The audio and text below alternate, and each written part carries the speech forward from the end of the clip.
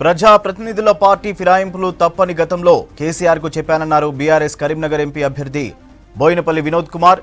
ఏ party ఫిరాయింపులను ప్రోత్సహించినా correct కాదన్నారు. కాంగ్రెస్ లో చేరిన దానం నాగేందర్ పై స్పీకర్ అనర్హత వేటు వేయాలన్నారు. కరీంనగర్లో దొరికిన డబ్బులతో తనకు సంబంధం లేదని చెప్పారు వినోద్ కుమార్. ప్రజా ప్రతినిధుల పార్టీ ఫిరాయింపులు తప్పని గతంలో కేసీఆర్ కు చెప్పానన్నారు బీఆర్ఎస్ కరీంనగర్ ఎంపీ అభ్యర్థి బోయినపల్లి వినోద్ కుమార్. ఏ పార్టీ ఫిరాయింపులను ప్రోత్సహించినా కరెక్ట్ కాదన్నారు.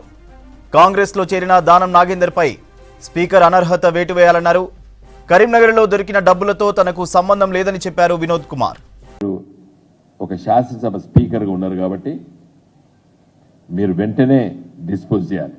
ఇంకా సుప్రీంకోర్టు తీర్పు ఏం చెప్పింది, మీరు వారం రోజులు చేసినా నెల రోజులు పెండింగ్ పెట్టుకున్నా ఈ రోజు నుండే డిస్క్వాలిఫై అయినట్టే అని చెప్పేసింది. ఇలా దానం నాగేందర్ గారు నిన్న కండవా కప్పుకున్నారు కాబట్టి నిన్నటి నుండే ఆయన డిస్క్వాలిఫై చట్ట ప్రకారంగా. ఆయనకు జీతభత్యాలు ఇవన్నీ ఏం రావు. డీమ్ ఆయన స్పీకర్ గారు వారం రోజులకు చేస్తారా, 10 రోజులకు చేస్తారా, 20 రోజులకు చేస్తారా, లేదా 24 గంటల్లో చేస్తారా, ఆయన డిస్క్రిషన్ పవర్. ఎందుకంటే ఇప్పుడు సుప్రీంకోర్టు ఫుల్ బెంచ్లో ఉంది.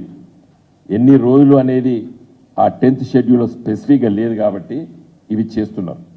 డెమోక్రసీ ఇన్నర్ పార్టీలో ఏం మాట్లాడిందో బయట చెప్తామా? కానీ నేను ఇంత ధైర్యంగా చెప్తున్నా కదా, దిస్ ఈజ్ మై వ్యూ అని చెప్తున్నా. Yes, any party disqualifications procedure తప్పని చెప్తున్నాను. అంటే రాజకీయాల్లో ఎన్నికలు పోయేటప్పుడు దీని ఏమంటారు, బురద జల్లడం అంటారు.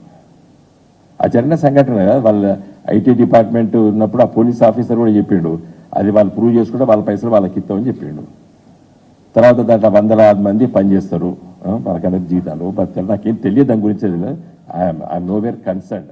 అర్థమే కానీ బంధువులు అన్న మాట అయితే నిజమే కదా. ఇప్పుడు every family has is own relations కదా. ఇప్పుడు నేను ఒక న్యాయవాది వృత్తి తర్వాత రాజకీయాల్లో వచ్చినా, నాకేం సంబంధం లేదు.